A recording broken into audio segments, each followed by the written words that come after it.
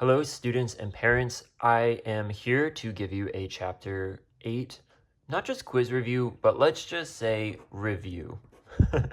Because we are going to go over some great fundamentals of everything we've learned in this chapter to get us ready not just for a Chapter 8 quiz, but all of this is going to be on our test and will be what we have been learning. So whether you're watching this to help you study, maybe you're working through this page yourself, you need to go back and be like, what did we learn in class? How did we do that? If I don't have the video created yet, which I don't know, you'll just have to look and see. If not, this should be a great video to help you learn and just brush up on everything we've done so far. So I have it labeled by the sections. So if you're in doubt, you can go back to your book, you can go back to your notes, your packets, everything we've done, and get more practice or see additional ways. But I think this video will be very helpful as we jump on into it. So the first section is percents, decimals, and fractions, and we want to know how to change the forms of all of these. So 35% as a decimal, what we learned with that is that 35%, all we need to do is divide by 100. And if we divide, we go to the left. So we're going to the left 2 times. So if I have 35% here, then I'm just going boop, boop, and putting the decimal point right there. This is also, if I were to put it as a fraction, we just put 35 over 100, and then we would need to reduce that into its simplest form, as you'll see here, and we'll do that in number 3. But I just wanted to show you the 2 different ways because it's really important that we grasp how to do all 3 of these. So 35%, we're given the percent, and the decimal would be 0.35, so that will be the answer. And then if we wanted a fraction, we would put 35 over 100, and then just reduce it to get to the fraction. All right, number 2 is the opposite of this. So for this, we divided by 100 and went 1, 2 this way. But if you remember, when we multiply, the numbers get bigger. And when we get bigger, we go to the right. So 0.72, or 0.72, we need to go to the right. So 0.72 multiplied by 100. So now we have 72%. So that is how we get that. And then if we wanted that as a fraction, we would put 72 over 100, and then we would need to reduce that down, which we'll do right here. So write 18% as a fraction in the simplest form. That means we need to reduce. That is something that we've been learning this whole school year so far. Every chapter, we need to get it into its simplest form and just reduce, reduce, reduce. So simplest form, reduce to lowest terms, all of that. We just want to make it as small as it can be. So let's bring this over here. We know that we have 18%. That's the same thing as saying 18 over 100. And then we need to get it down. And we can do that with the rules of divisibility. Easiest one, if I know there's a 0 and an even number, then I can divide by 2. So I'll start with that. And let's see how that goes. 18 divided by 2 would be 9. So we have to be very careful. It's very tempting to put a 6 there. But 6 times 3 is 18. And I've made that mistake in the past as well. So 18 divided by 2 is 9, because 9 plus 9 is 18. 9 times 2 is 18. And then 100 divided by 2 is 50. Then we ask ourselves, can this get any smaller? Can 9 go into 50? No. 9 times 6 is 54. 9 times 5 is 45. So we don't ever get to 50. Can 3 times 3 is 9. Can 3 go into this? No, it cannot. It can't do that either. So that will be as low as we can go within that. So 9 over 50. All right, from here, order from least to greatest. So we're given a bunch of these different things. And so we need to know, how do we do this? How do we figure it out? And you can do it a couple of different ways. I think on mine, when I went through this the first time, I did percent because that seemed like the most fun or the easiest, because I have a percent here, and you could go any of these. If you want to make this into a fraction and that into a fraction, go ahead and do so. But I know this, all I have to do is move it over twice. So that would get me 60%. Then this one, I have 62%. And then now I just need to make this into a percent. And how we can do that is a couple of different ways. The fastest way, if you really want to know, will we make a proportion. 3 over 5 equals what over 100? And this really works if you know this number can go into 100 easily. So I know 5 times 20 equals 100. So I would do 3 times 20, and that equals 60. Once I have 60 over 100, this is the same thing as 60%. So we have 60%. So we have two 60% and one 62%. So the actual order that we could do it, you can put this one first or that one. It's up to you. I won't mark you down, but I did it like this, 62%. The other way I'll mention, if you don't remember this or don't know how to do that, we just do 3 over 5 and we do it into a long division. So you must remember the 3 needs to go inside the house. The 3 is scared of heights. He's up too high. He's on the top. He's the numerator. It's too scary up there, so he needs to jump down. I've said this so many times, and I still see, unfortunately, in class, people are mixing these up. So the tricks that I've been saying in all these videos and in class, it's been used to helping me. Like, as I have gotten back into math and my mind is getting back into the swing of things, I'm like, what's an easy way to remember? Oh, you're scared. You're up high. Jump down. Be safe inside of the house. So it's helpful for me, and I think it will be for you too. So this is another way. 5 can't go into 3. Can it go into 30? Yes, 0.6. So this way actually might be faster, but we get to the same 0.6. We multiply by 100, 60%. All right, that's the first section. Section 2, percent of a number. The main thing that I've said with this that is so important that I really hope you pick up and that you actually do on your test, and it's part of showing your work as well, but it's going to help you out so much, is that the ofs are the same thing as saying multiply.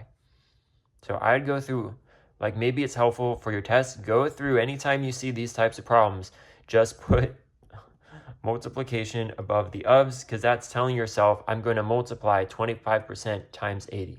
Like there, that's all you have to do. That's your answer, 25% times 80. But you need to also know is that 25%, what is that in a decimal form? Because that's our first step. So we need to put 25% into decimal. We divide by 100 and get 0.25 times 80. Once we have that, we can actually just jump on into it. So I like to set it up how I've talked about in class like this. If you have a 0, just scoot things over. And then you just drop down the 0. So we have a 0 there. 8 times 5 is 40. 8 times 2 is 16 plus 4 will be 20. And then you may be like, oh, wow, the answer is 2,000. No, no, no, no. Remember the rules. And this was back in, I think, chapter 2 or 3. So a long time ago. But it's something we have to remember, is that there are 2 decimal places, 1 and 2. The 2 and the 5 are on the other side of this decimal. So that means I need to go 1 and 2. So it's not 2,000, it's 20. All right, for this one, 7.5% of 200. This is a little bit trickier because 7.5%, you're like, there's already a decimal, but no, it's the percent here. It is a percentage. So we still need to do the same steps of dividing by 100. So we go 1 and 2. So we have decimal point 0.075 times 200.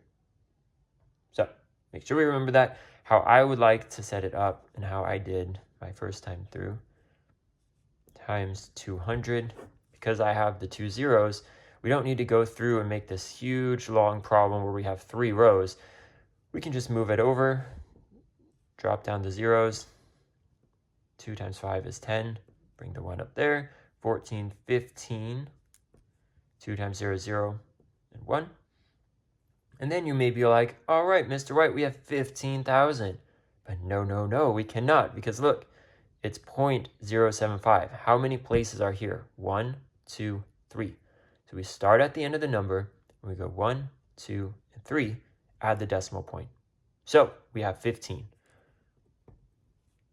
Last one here, it's a little bit longer, it's different from these, but we're wanting to know what number is 40% of 150. So it is ideally the same thing, but we're adding a little bit more, because as we keep going, we're going to try to figure out, are we finding the percent? Do we need the part?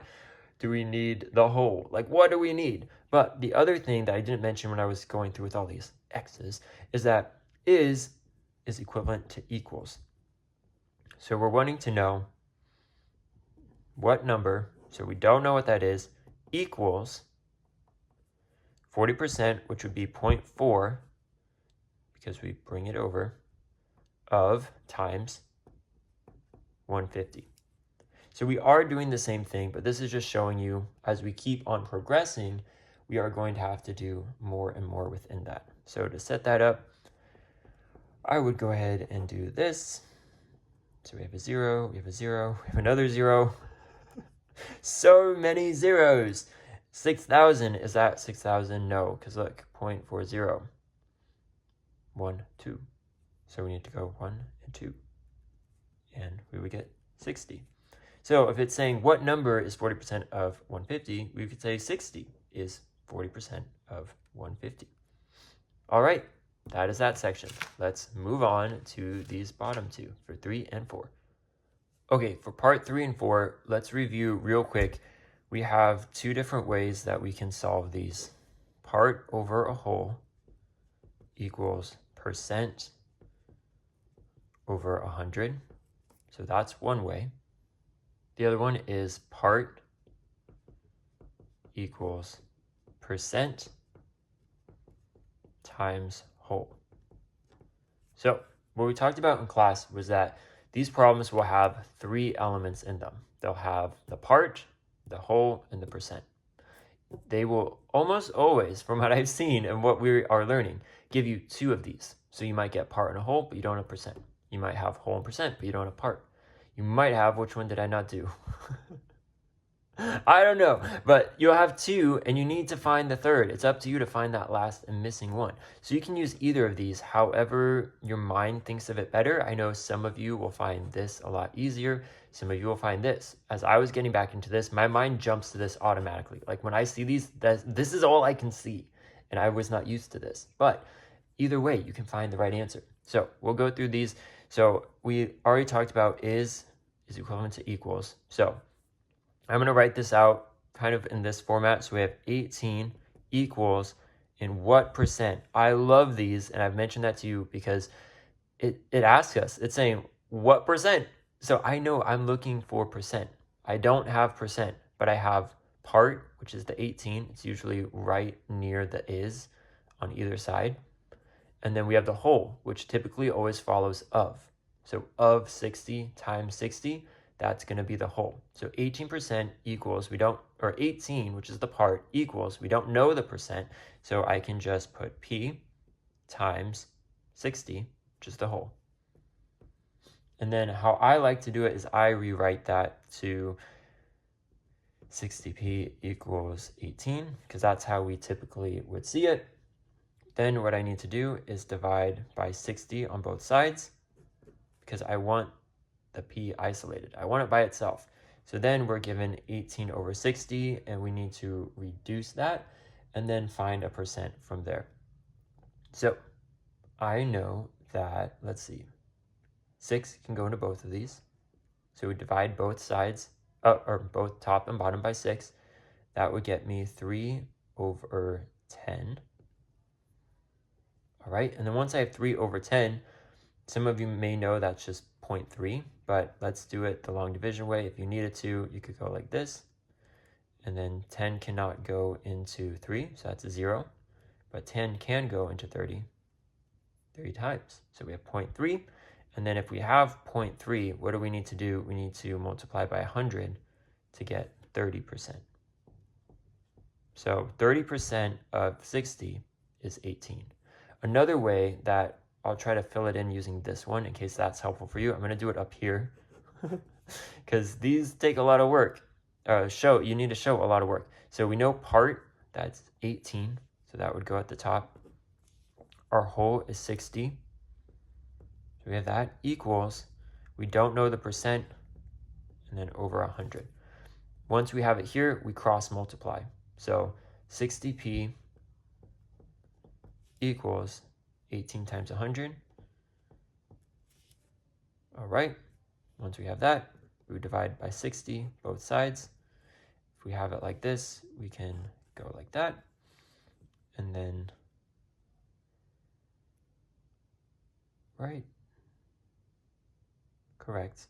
It should be 180, and then we have right there, because 3 can go into there, and 0, 30, and then that would tell us 30 is what goes right here.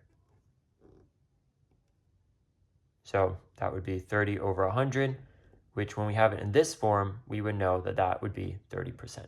So these are the two different ways. However your mind works the best with that, go ahead and do that. But let's keep on going because we are going to just keep eating up time. But hopefully this is very helpful for you guys. So 45% of what number is 27? So let's put the equals above the is. And I highly, highly encourage you, yet again, put the multiplication in equal signs, because this automatically tells me I'm doing 0.45 times what? We don't know. But we know if it follows of, it's probably the whole number, equals 27.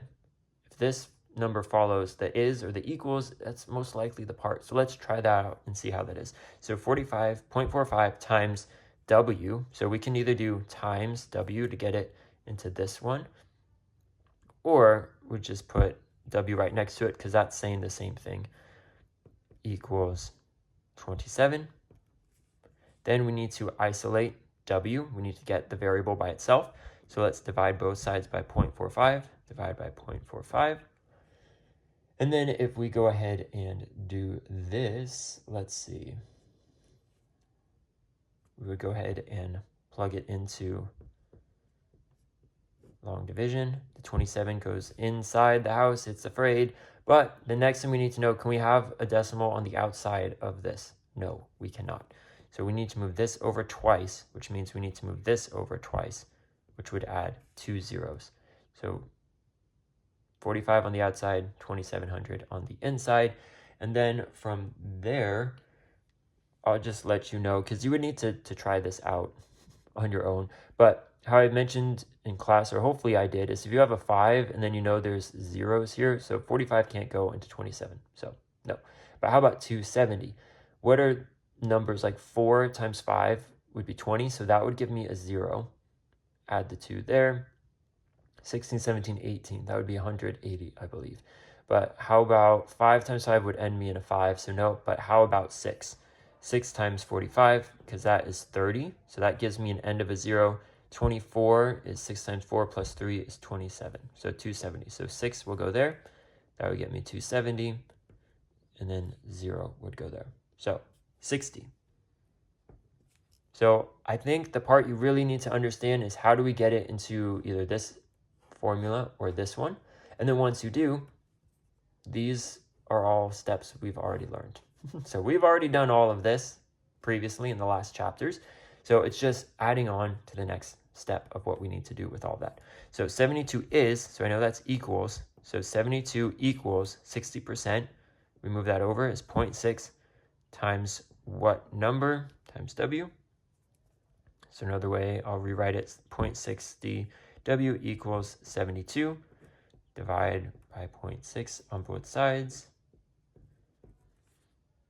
So then we need to move this into, similarly as the other one, 72. We cannot have the decimal point on the outside, so we need to move that over 2. So we move this side as well over 2. And then can 6 go into 72? 12 times it can. So 6 times 12, but let's do this. 60, can it go into 72? Once it can. So we bring this down. Oh no, we don't need to do that. All right, 1 to 0. So can 60 go into 120? It can 2 times. And that would be 120. Can it go into 0? 0 times. So 120 would be our answer for that. So for this part, just take your time, go slow. I'm going fast because I'm on a timeline where I'm having you watch this and I don't want to take up most of your time, but you can go ahead and pause at any time as we're going through this and then try to work it out on your own, because that's how you're going to find the most success in doing all of these. All right, next one, kind of continuing on within that. 36 is what percent of 90? So let's mark it up. We have is, we have times, and then we are looking for percent. These are my favorite. It tells you what percent. So that's what I don't have. So 36 equals, we don't know what p is, but we know 90. So put 90p. And then we need to isolate p and get it by itself. So we divide both sides by that. That crosses that off. So now I have p equals 36 over 90. And then we can just reduce that again and again and again.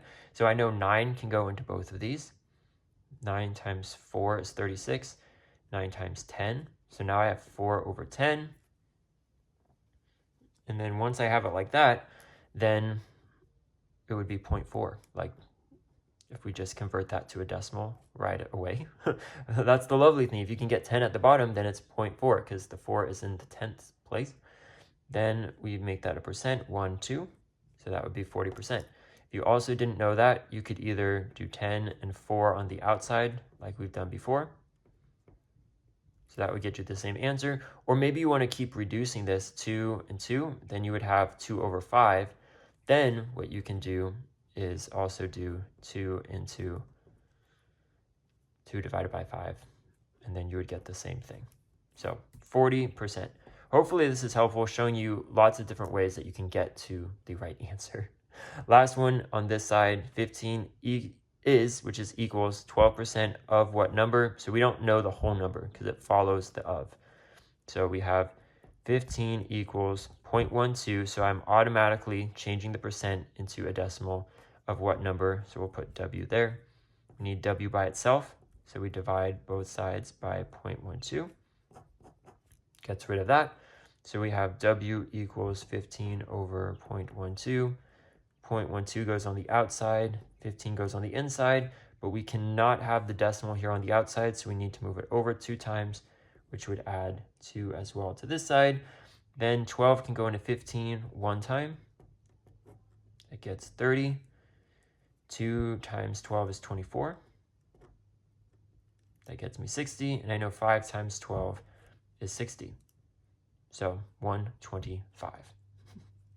I know it's going fast, but take your time. The main thing you need to know and see is how do we decode what we're given. So if you think of it as a detective and you know we need 3 things, you're given 2. We just need to find the last clue. It kind of rhymes. All right, let's go on to the next page. Hooray, we made it to the back. It looks like a lot of words, but it's just spaced out to help you process and show your work. So don't be concerned. You are doing just fine. You're doing well. So we have enlargements and reductions. We talked about in class how this is most common with photocopies, printing, photos, and that's just how we would probably see it. Like we need to make it this much bigger. A photo is reduced to 4/5 of its original size. So when we're given something like this, we want to know what is the percent that you have changed it, because we don't ever say like, hi, sir or ma'am, can you reduce my photo to 4/5 of its size? You'd say, hey, can we reduce it by 80%? Oops, I just gave us the answer. But how did we get to 80%? That's what we need to know. And then we want to know, is it an enlargement or reduction? Easiest way to know is that if it's over 100%, it's going to be enlarged. If it is under 100%, it's going to be a reduction. So, amazing. So if I see this 4/5, I know that is under 100%, but we can wait. But how my mind works is I want to know, is it enlargement or reduction? Because then I can get the first answer correct. But we need to make 4/5 into a percent. So this is something we already learned, is we take a fraction and let's make it into a percent. So 2 ways we can do this. Set it up as a proportion. 4 over 5 equals what over 100? We already know 5 times 20 equals 100. So 4 times 20 equals 80. So that's how I would know 80%. Because if you have 80 over 100, that's the same thing as saying 80%. Another way you could do it, if you have 4 over 5, you could put the 4 on the inside. Don't forget. And then 5 can go into 4 0 times. 5 can go into, so that would get us 40. 5 into 40 though, 5 times 8 equals 40. So that would get us 0.8. And then to make that a percent, we need to bring it over twice. So 80%. So those are 2 different ways that you can find it. And then 80%, is that over 100 or is it under? it's under, so it is a reduction. And it does say reduced right here, so that's your first clue. But maybe some of the word problems coming up won't say that, so you do need to know if it's over or under. What is it going to be? This one, an image is enlarged to 1.5 times its original size. What is the percent? With this, oh, these are lovely. So we would just do 1.5, and how do we make this into a percent? We multiply by 100, same as we did right up here. So we go 1 and 2. So we have 150%. The other way we talked about this in class is that you could make this into a fraction. So if it is not simple as this, which I think actually you would always do this, but 1.5 is another way of saying 1 over 5/10. If you made this into an improper fraction, then that would be 15 over 10. And then you would just go ahead and put 10 on the outside, 15 there. And that's what you would come to. 150%, which you actually wouldn't need to do that because we already have the decimal. I don't know. It's just showing you how this all works together. So that's the main point. But if we do see the decimal, making it a percent is fairly easier than when we're just given the fraction. And then 150%, is that over 100% or is it under? It's over. So we would say it is an enlargement. All right, for this one, classify 85% as an enlargement or reduction. It's under 100, so I'm going to put an R for reduction.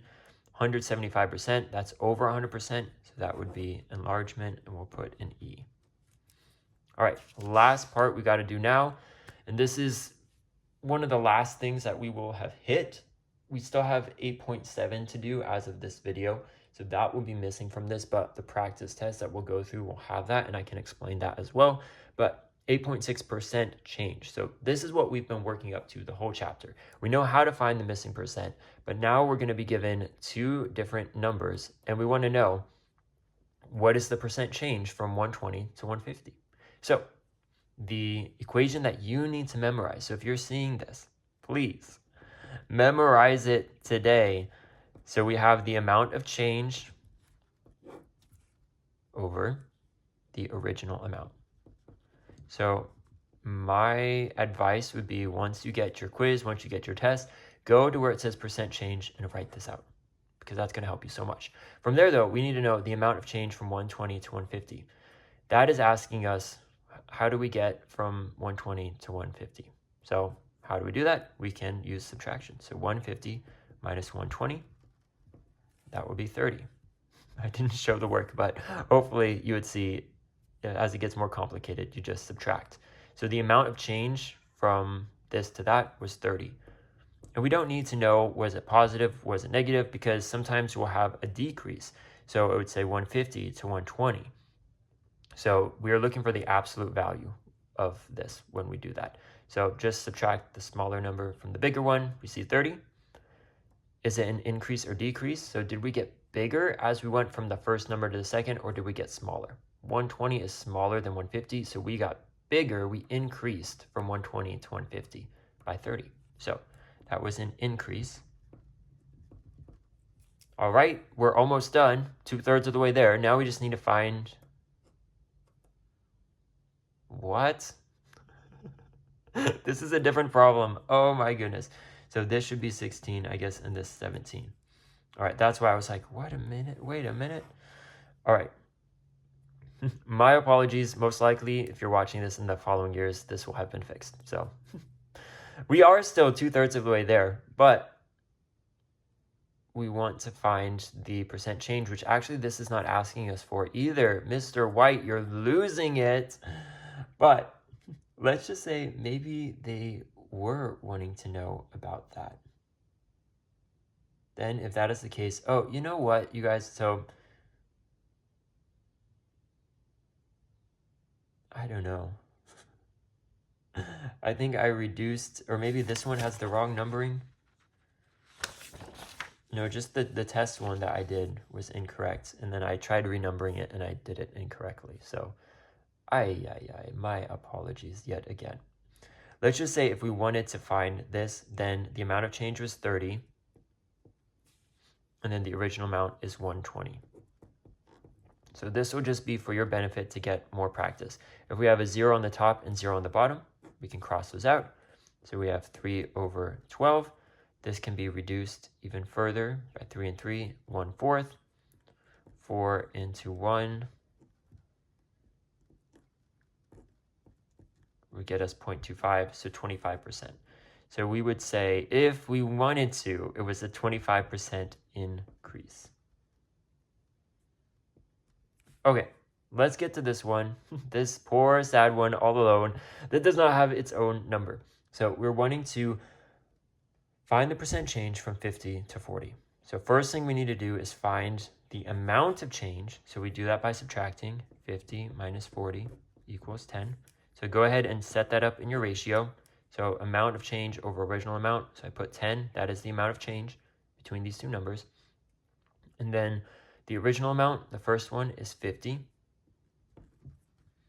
And then from there, so we have 10 divided by 50. We can go ahead and do that. Divide by 10 on both sides, so cross those out. Then we have 1/5. We need to now figure out the percentage. And we'd see it's 0.2, which equals 20%. And then last thing, is this increasing or decreasing? Is this going from this number to this number? Is it getting bigger or is it getting smaller? 50 is bigger than 40, so we are getting smaller as we go. So it was a 20% decrease.